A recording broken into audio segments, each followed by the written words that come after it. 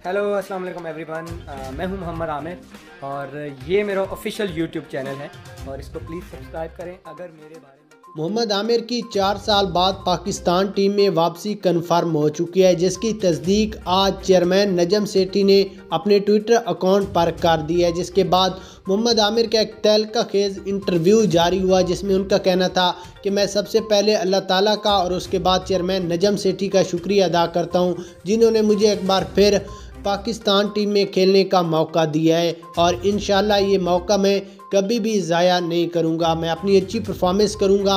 उसकी असल वजह यह है कि मैं अब प्रैक्टिस कर रहा हूँ। जब प्रैक्टिस अच्छी हो जाएगी तो साफ ज़ाहिर है परफॉर्मेंस भी अच्छी होगी। मोहम्मद आमिर का इस बारे में मज़ीद कहना था कि मैंने 4-5 साल क्रिकेट से बाहर हूँ और मुझे हर बात का समझ आ गई है कि कौन मेरे हक़ में था और कौन नहीं था। पिछली मैनेजमेंट जिसमें रमीज़ राजा साहब थे, उन्होंने भी बहुत कोशिश की थी कि मोहम्मद आमिर पाकिस्तान टीम में ना खेले, मगर शुक्रिया अदा करता हूँ नजम सेठी का, जिन्होंने एक बार फिर मौका दिया और ये मौका मैं ज़िंदगी में फिर कभी नहीं मिलेगा और ये मौका मैं कभी भी ज़ाया नहीं करूँगा।